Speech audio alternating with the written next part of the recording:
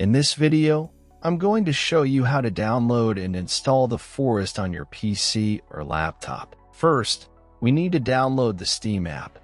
Open your Google Chrome and search for store.steampowered.com. Link in description. Click on the Install Steam button on this page.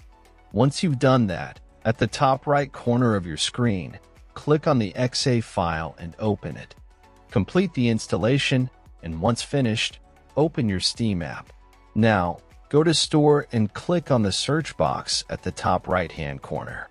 Search for the Forest to download the game. If game is not showing up, check out video in description.